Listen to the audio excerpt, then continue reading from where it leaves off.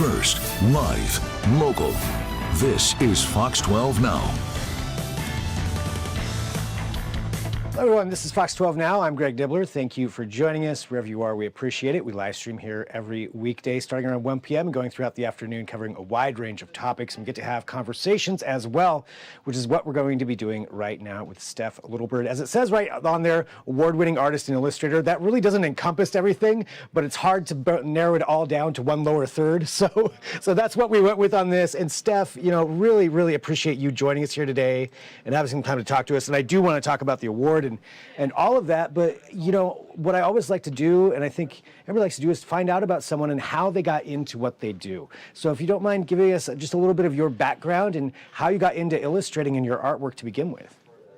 Yeah, so I think I've been an artist since I was born. My first memories are drawing in a coloring book with my mom. And so art has been a part of who I am and my sort of orientation to the world for a really long time. But as an Indigenous person, I am a creative just generally, because that's a huge part of our culture is just being creative in general. And so I grew up making art, and I finally went to art school actually when the recession hit back in the day.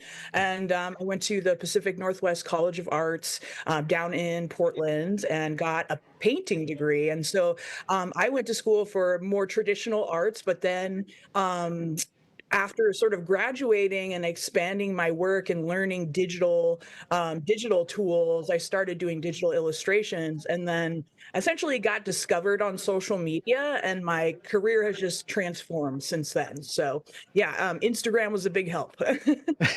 Yeah, absolutely. I mean, it's been a great tool. I mean, and looking at that, you mentioned you started in painting, something I guess more traditional maybe when it comes to that, but then transitioning through these other things. How important has technology and things like Instagram been for you for getting your artwork out to more people?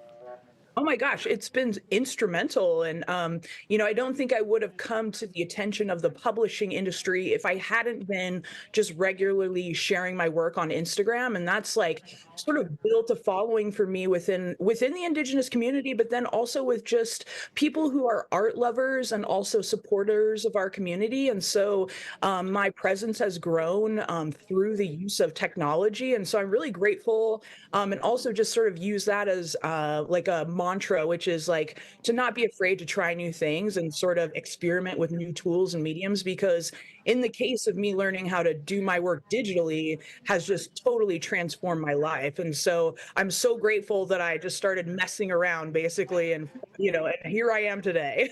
Hey, yeah, obviously it's worked out pretty well.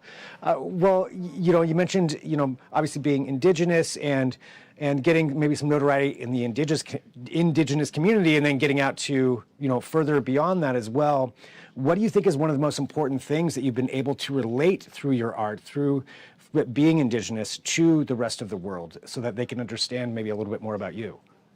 Yeah, that's such a beautiful thing about the work that I do is that I'm actually from an Oregon tribe called the Grand Ronde Confederated Tribes of Oregon, and I am specifically Clatsop, Chinook, and Tuwalets and Kalapuya. So my tribes are from the Willamette Valley and from Portland proper and the surrounding areas. So that part of me, that place, the land, it's so much a part of my work, which is something that everyone can relate to. And so I actually have my very first illustrated book that comes out in 2026 with Penguin. It's called You Are the Land.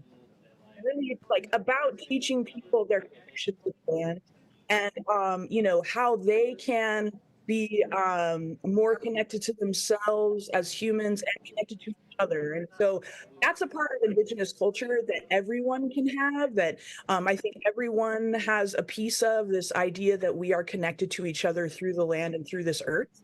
And so that's really, I think, one of the main themes in my work that resonates with people of all backgrounds. Absolutely. And I heard everything you said, but it cut out right when you said the name of the upcoming book. Can you tell everybody that again?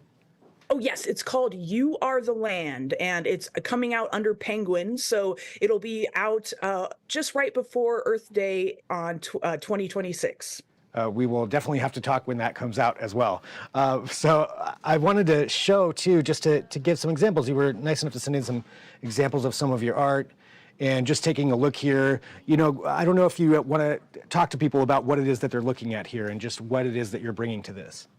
Yeah, so a lot of my work is rooted in a concept called Indigenous futurism, and this idea that, a lot of people think that Indigenous people are extinct. I grew up in Oregon and actually was told by my own history teacher that my tribe, the Calipoians, didn't exist anymore. And so a lot of my work is actually about this idea of bringing Indigenous culture into the future, into the present, and through digital illustration and like the use of really bright and vibrant colors, I can sort of communicate that idea to the viewer. And so the work that you're seeing is a lot of my digital illustration, which is in children's books and also as part of my social media presence. And I make lots of work that I just share regularly with my social media followers as well. And so I just like to make stuff that inspires my community and also inspires other folks and lets them get to sort of see what my community really looks like.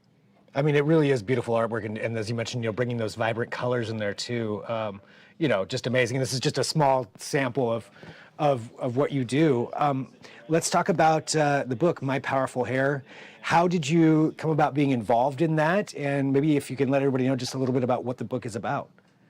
Yeah, so that was my sort of big break was I got essentially someone reached out to me from Abrams Kids. They are a book publisher and they have an author that they were working with. Her name is Carol Lindstrom and she is Ojibwe. And she is a famous author from the Indigenous community. She wrote We Are Water Protectors, which is about teaching children about, protest and being involved in our, sort of politics and those things, even as a young person. And so this was her follow-up book. And this book talks about the history of the Indian boarding school system in America. And actually, Oregon has its own very unique history with Oregon, with the boarding school era. It was second in the country to have one. We were essentially a beta tester for the boarding school system, which essentially dehumanized and assimilated thousands of Indigenous children over decades.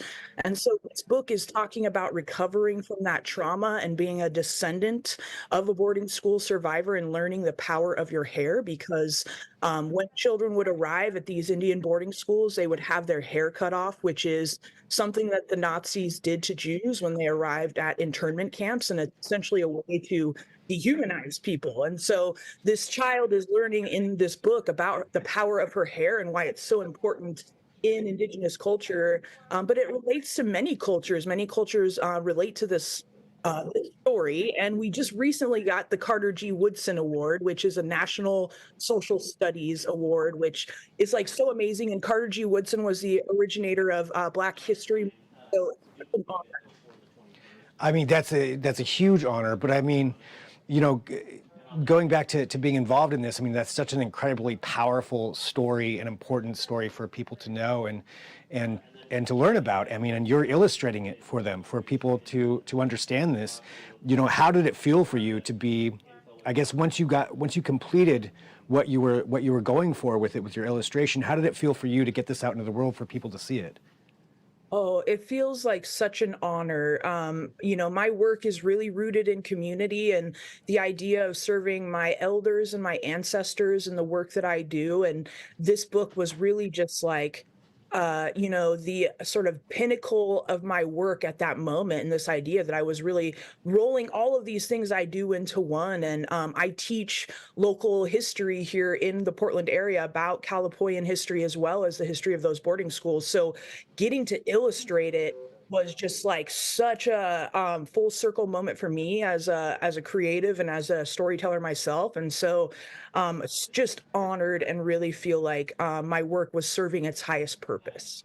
I mean, it absolutely. And I think it's that combination of everything that you did before to leading up to this, as you mentioned, how you just found yourself, the audience found you, and then being able to bring it to that moment and be the right person at the right time in the right place to do that. I mean, it's really incredible artwork. I mean, it's very deserving of the award on top of that. And, for everyone out there too, what do you think is the most important thing that the general public should know about Indigenous artists? Oh, you know what? We are in such a special time for Indigenous creatives. We are in a renaissance, and actually, the Pacific Northwest is like this central hub of Indigenous creativity. And Portland is this amazing place where all of some of the most well-known Indigenous creators in the world are in Portland. And so we are rebirthing culture, we are reclaiming culture, and we are doing such amazing work right now. And so it's a great time to tune into our community, to pay attention to shows at like the Portland Art Museum, because they are really engaged with Indigenous makers right now, and just really sort of seeing the fruits of the rebirth of our culture over many generations of work. And so I am so proud to be part of that sort of cultural movement that's happening, and that it's happening right here in our little neck of the woods. So it's a great time to become an Indigenous art fan. Absolutely. I mean, we're very fortunate to be here with that too, at this almost epicenter of that. Well, Steph, for everybody out there, how can they follow along with your artwork? I want to direct them to everywhere you are, and to get a copy of the book and everything else. So you can get the book pretty much anywhere. I've seen it at Target. I've seen it at Walmart. It's on Amazon. You can get it pretty much anywhere. And also, if you want to look me up, I'm on Instagram. That's where I share my work every day, usually. And so you can find me on there, Steph Littlebird, or my handle is Art Forever. Okay, I got to ask you just really quick. How crazy was it seeing your book in one of those stores for the first time? I still don't really know how to process it. I just kind of, oh, is this real? So like, touch the book and be like, wow, I'm actually seeing this in reality. So it's amazing. Yeah. Hey, everybody, look, that's me.